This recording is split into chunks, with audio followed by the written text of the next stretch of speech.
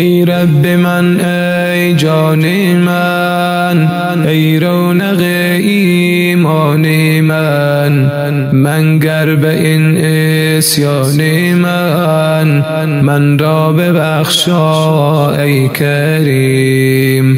مبین به این عصیان من را ببخشا ای کریم.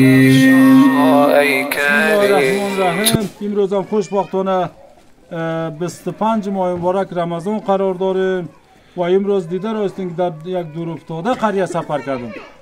در این منطقه یعنی دیده راستیم که نیازمندان اینجا زندگی میکنن. در اینا پالا و کفش آمده کردیم. اینا را من پاره کرده که آج گلمت خداوند خیر و زکات اینا را قبول کنه.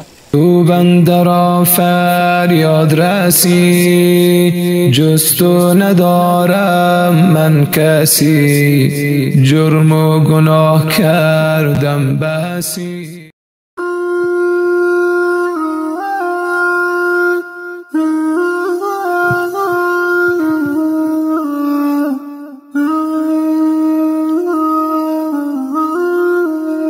ای رب من ای جان من، ای رونق ایمان من گر به این عصیان من را ببخشا ای کریم.